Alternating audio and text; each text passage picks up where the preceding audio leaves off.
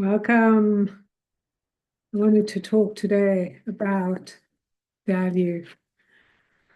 And I'm going to pull some cards because I do believe the way the energies are running right now, uh, we have an opportunity to reevaluate what we value.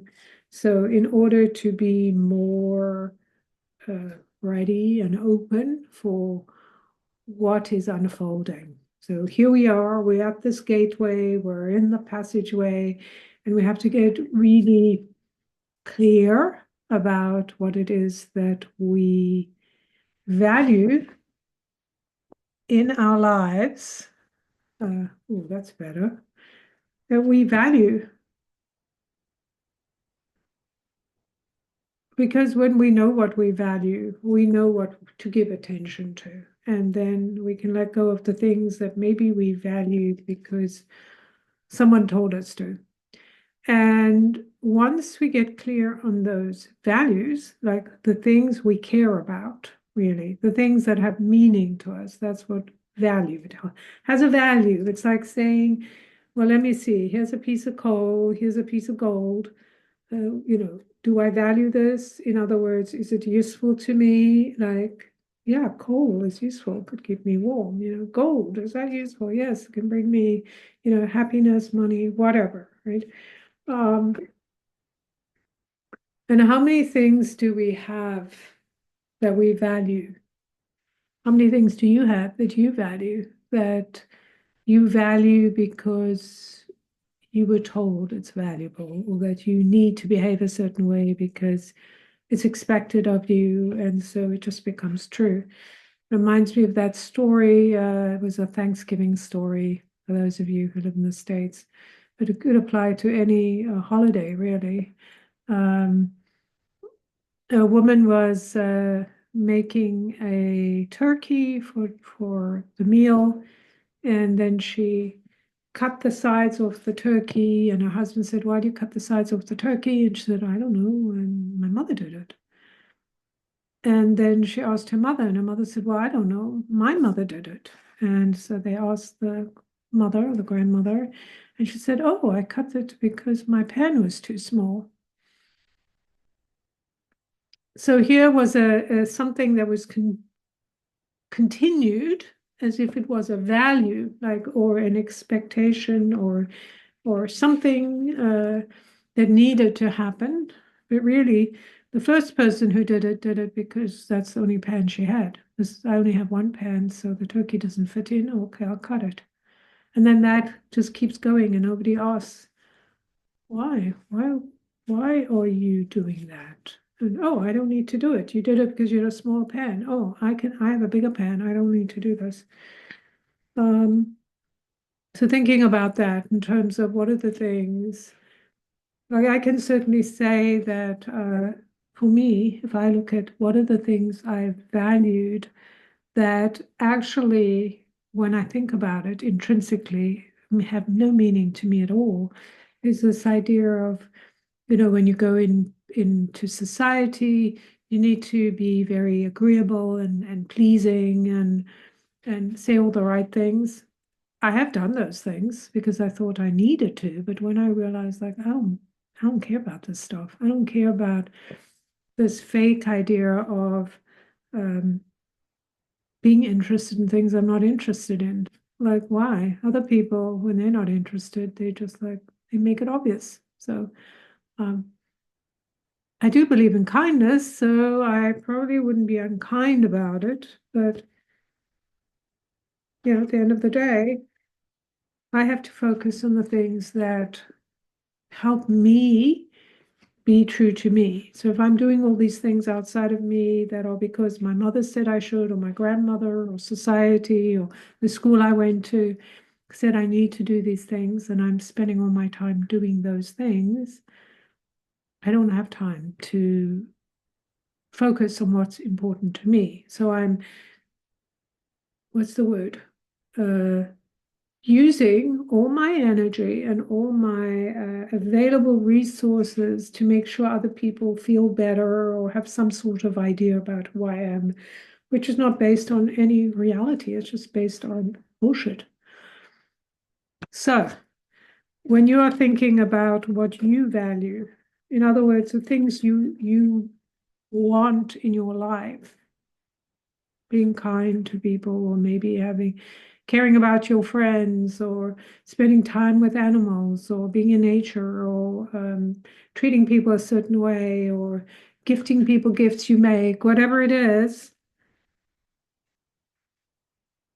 filling yourself up, right? Like taking the time you need to feel centered and connected to what you desire, making sure you are doing those things. So it's not just I am doing things that somebody told me are relevant and therefore I value them, right?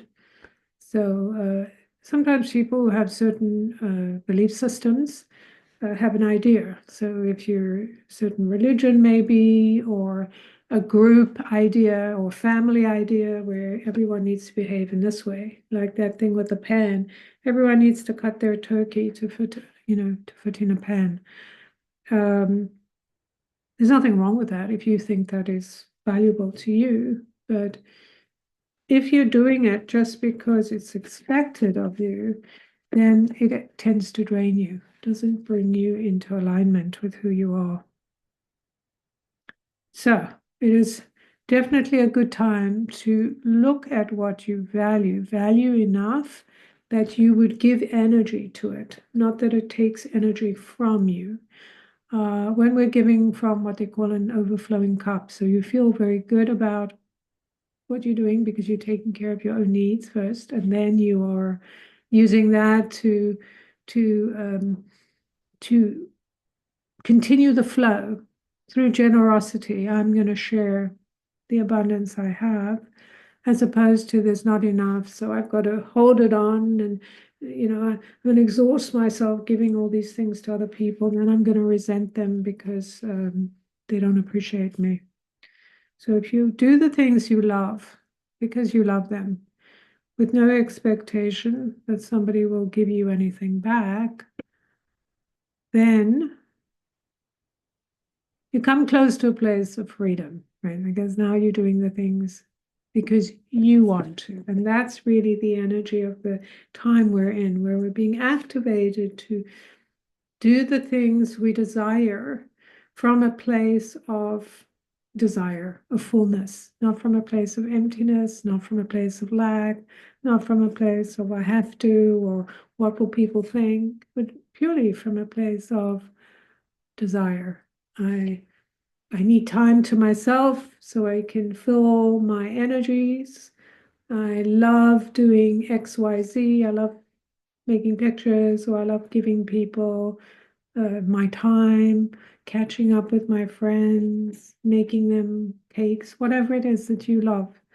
And not expecting it to look the way that maybe it looked when your mother did it. But this is how we give people, this is how we treat people.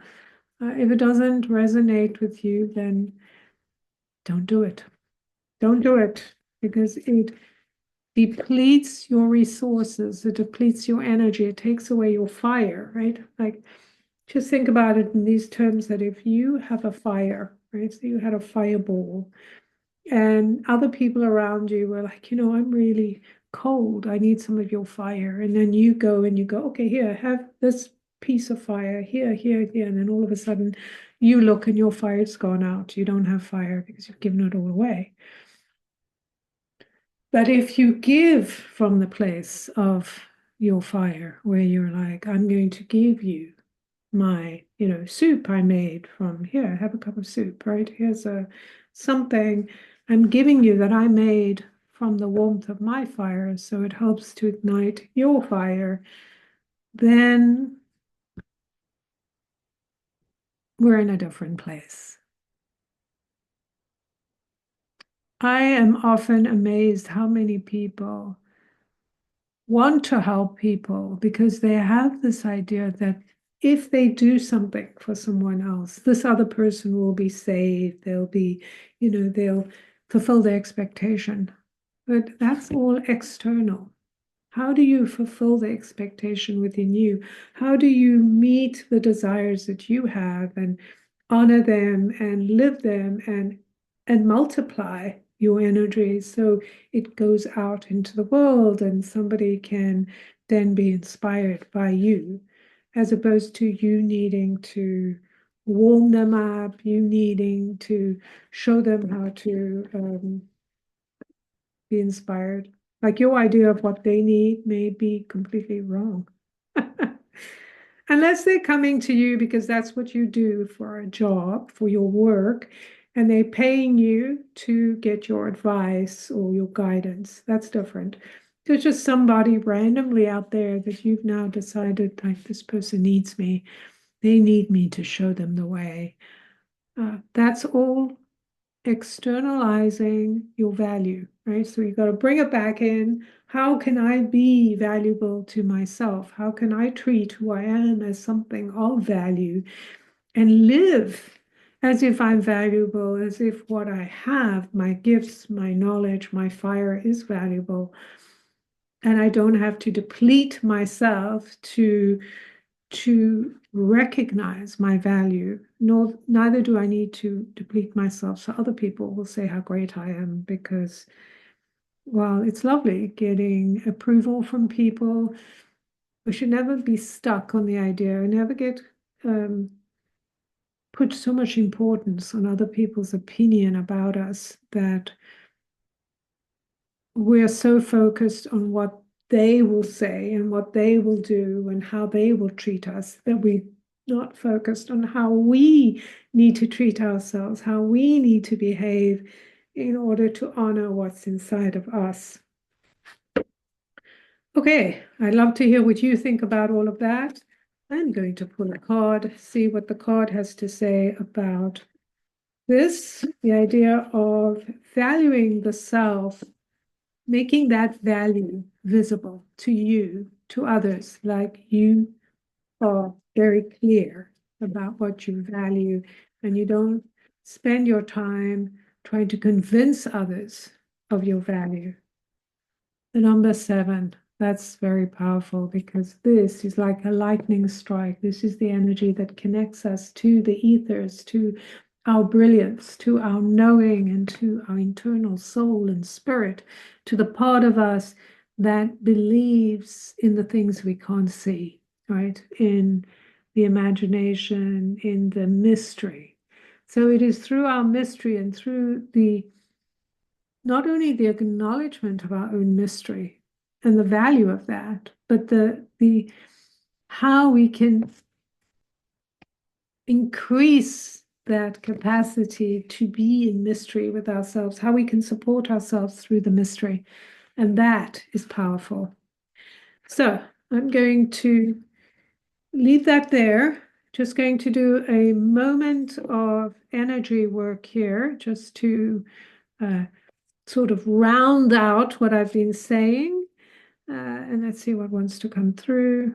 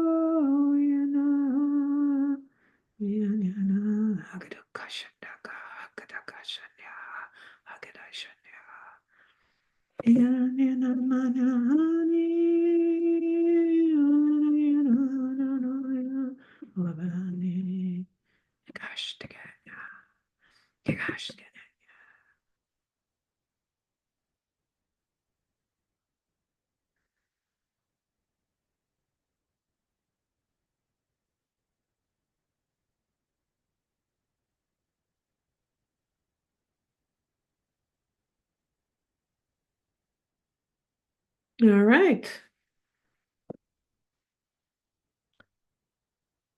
Look forward to connecting next time.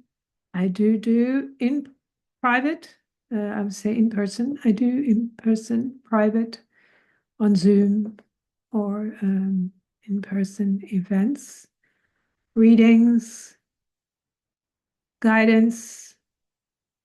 So if that's something you're interested in, reach out.